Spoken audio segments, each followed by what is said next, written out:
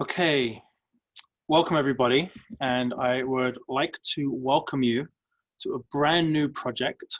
This is a project which we are calling, I forgot the name, Timely Torah. That's very good. Timely Torah. And my goal is to give you a brand new series this year, a hopefully a powerful, meaningful, inspirational idea on the weekly Torah portion in under 10 minutes. I'm going to take my watch off and time myself. I prepared about 4 hours worth of material for you.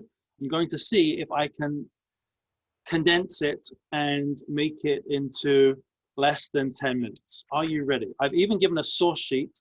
Is the source sheet yet? Oh, amazing. The source sheet is there as well. So if you want to follow along, you can. And I am going to begin. We are going to start. Let me bring up my source sheet. I am not including this in my 10 minutes. Okay, I haven't started yet. Give me a moment. Okay, here we go. So let's begin. We start off with Bereishit, the beginning of the Torah. And we are so familiar with this story, the creation story, Adam and Eve in the Garden of Eden, temptation, the snake, sin, expulsion from the garden, Cain and Abel, and we finish with the loss of paradise, and not only the loss, but God's disappointment. And at the very final end, God says, "I regret that I made mankind. It was a mistake. I wish I hadn't. I'm going to end this project, scrunch up the paper and throw it into the waste paper basket. We are now going to begin again." There's one singular individual, Noah, who I like, can't tell you why. He's Matzachin. I find him cute and he's sweet, and I'm going to extend a sense of grace to him. But let's destroy this project we call the world. That is the entire parasha in a nutshell. I'd like to focus on the Cain and Abel story today, and I'd like to look at it from a completely different perspective. A completely different perspective, and let's take a look.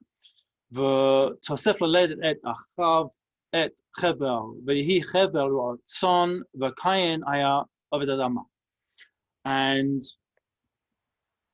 Adam and Eve continue to give birth.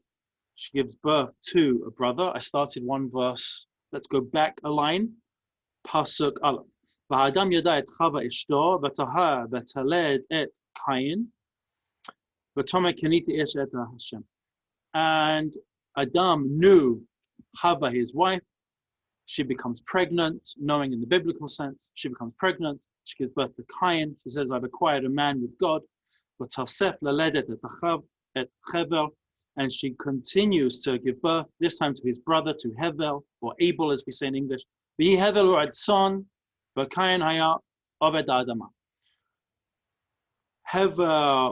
was a shepherd, and Cain was a worker of the land. Now, you will recall that the land was cursed. Okay, keep that in mind. It was at the end of some time. Cain comes, brings a gift to God. He brings a korban, brings a sacrifice. He gives him an offering.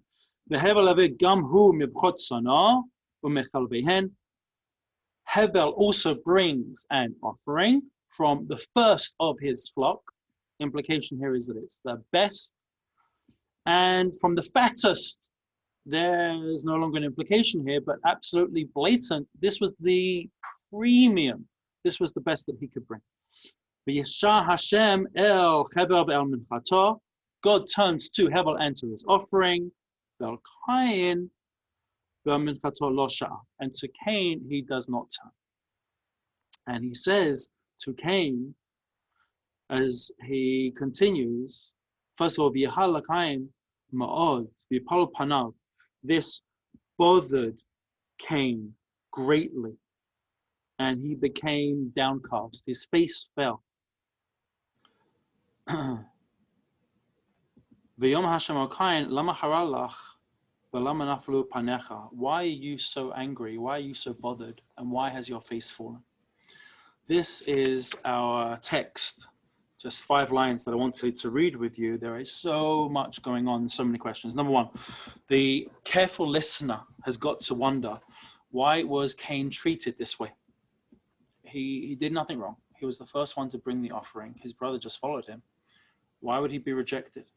And that question at the very end that God asks him, why are you so distressed? Lama charalach? Why are you so upset? Why is your face full? I mean, doesn't God realize why he's so upset? You've just rejected him. You've just thrown it back into his face. You don't expect him to be disappointed. What a strange question. Why are you upset? Question 3, what happened that drove Cain with wild anger to murder his brother? Why should the rejection of his sacrifice create within him this sense of pure red fire passion that leads to murder? So let's take a look. I think the first thing that I would like to share with you is that Cain did absolutely nothing wrong. And in a very different reading this year, I saw an essay that really changed my thinking on this, and I'd like to challenge you to forget everything you know about this story and learn it again with new eyes. It's true that Abel brought the first of his flocks, and it's absolutely true that that was the choicest and that that was the best. But nowhere do we find a defect in Cain's offering. Okay? Nowhere do we find that he did something that would have disqualified the offering, something that would have found some type of blemish. There was no defect whatsoever. And I think a key into the text is, if you look at what God says, when he rejects Cain's offering, he doesn't just reject his offering, he actually rejects him. Look again at the text. This is a very sharp idea on verse 5, where it says, Ve'al Cain ve'al minchato lo sha'a, and to Cain and to his gift God did not turn.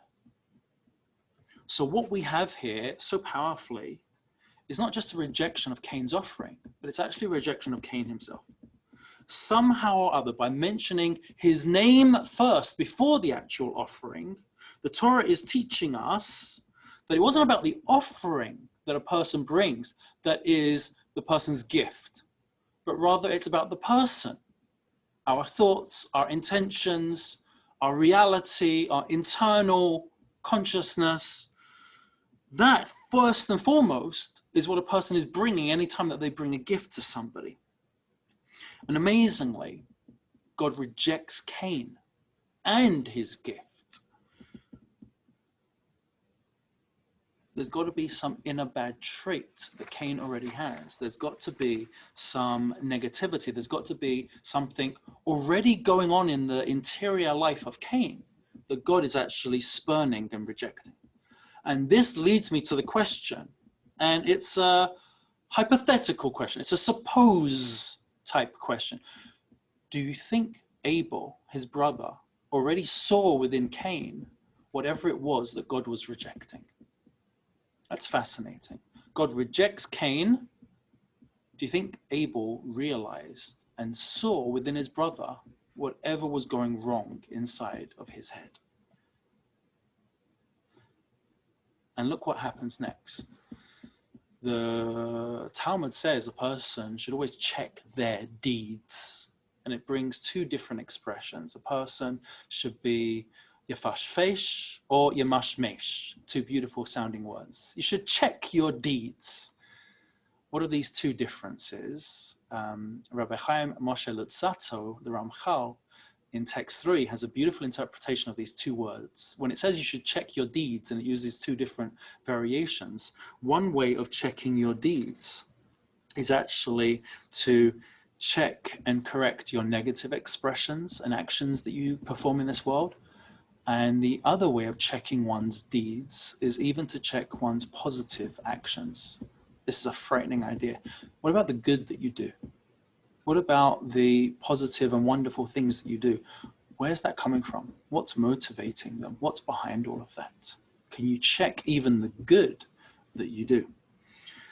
And it's with this in mind, I want to suggest that Abel saw his brother Cain bring the first offering and offered something even better. He says, I see what you've done. Now let me better you. Now let me beat you. Now let me up the ante and go one better. And at that point, it was too late for Cain to do anything about it. Now God, who's just looking at the deeds, not necessarily the motivation, says, well, look what he brought. He brought something beautiful. Yours was just average. I'm going to turn to his. That's the way of the world. I'm going to give a grade based on the work that is produced. But incredibly, what Abel was doing was actually almost rubbing it in the face of his brother, as if to say, that's what you have done. Now let me see if I can follow, go above and beyond, and do even better. And this infuriates his brother. Now it's true, he murders him, and there is no apology, and there is no excuse for murder. It was wrong, and God punishes him. But take a look at what the punishment is. Amazingly, fascinatingly, the punishment is that God makes Cain a wanderer, somebody sent out into exile. Now that's really interesting, because if you take a look at the very next verses, it says, where is it? Verse 11, "Ba'ata aru ata min ha'adama asher patzta et picha lakachat et demei achicha miyadecha." You will be cursed because you killed your brother. You're going to work the land, it's not going to produce its best for you anymore. You will be a wanderer on the land. When we hear those words, you will be a wanderer on the land, we are being given a hint, a clue, we're being given a code word in the Torah for exile. You no longer have a home, you no longer have a place. We call that exile, where you lose your home.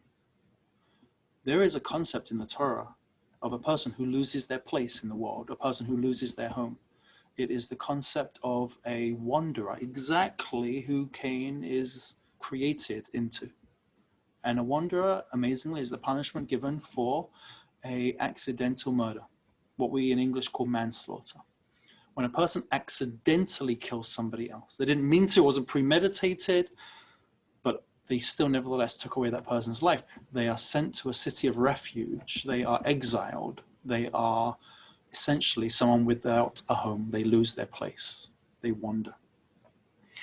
I want to suggest to you that Cain is not the bad person we always thought he was, and Abel is not the perfectly innocent person we were always brought up believing to think. Rather, we have here murder, yes, and it can't be excused, but it's manslaughter. Its punishment is exile. There is a sense of this individual ultimately having the negative traits within inside of him being unable to be controlled. And as he loses that, he loses his home, and now he has that sense of wandering. I think the new approach to the Cain and Abel story is the sense of one-upmanship that Abel tries to have over on his brother.